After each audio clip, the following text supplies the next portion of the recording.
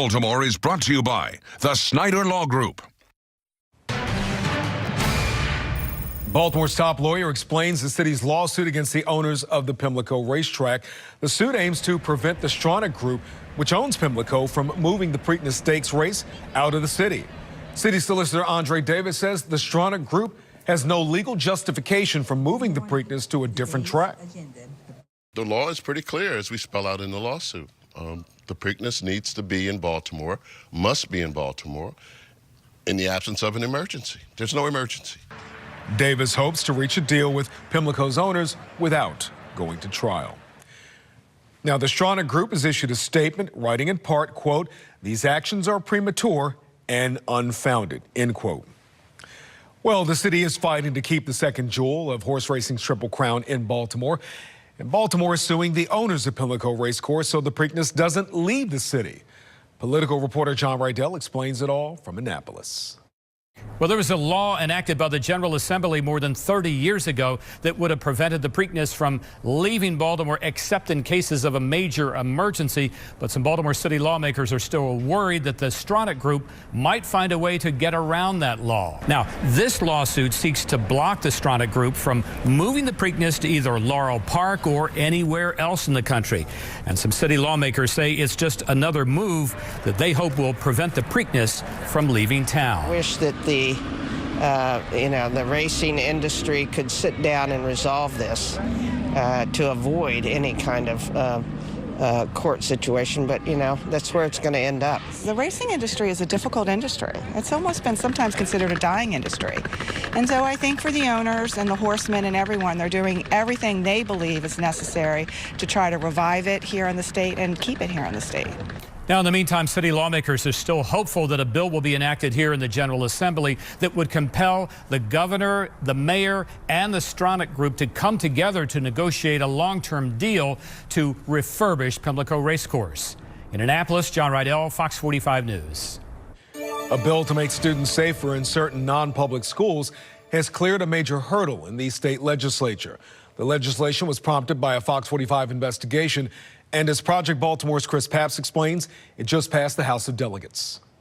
House Bill 356 is now in the Senate. It passed in the House on Saturday with overwhelming bipartisan support. And the final bill closes loopholes in state law exposed by Project Baltimore's undercover cameras.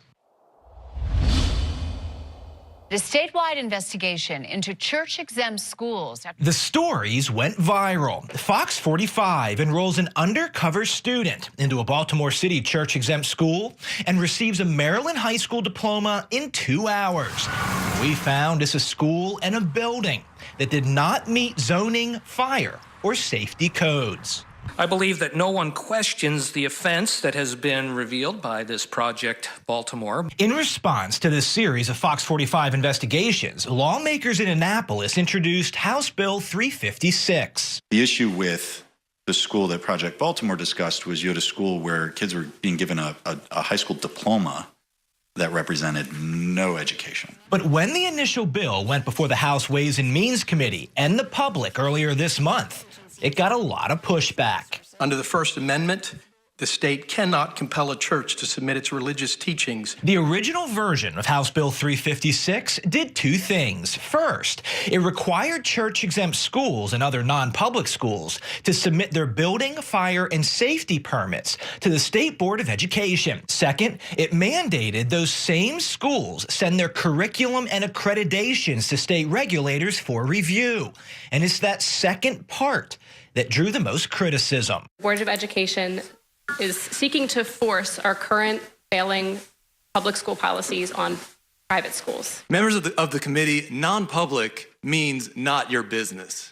House Bill 356, primary and secondary education, non-public schools. This past Saturday, by a vote of 118 to 17, House Bill 356 passed in the House of Delegates. The curriculum section was removed. Now, the bill simply mandates that every year, the State Department of Education give a list of all non-public schools to local municipalities so safety, fire, and zoning checks can be done. The school Project Baltimore exposed last year operated for more than 10 years without the proper zoning and safety permits. Our undercover cameras found a small room cluttered with stacks of paper, exposed wire, but no fire escape. Had a fire marshal ever visited, he may have shut it down before our stories did.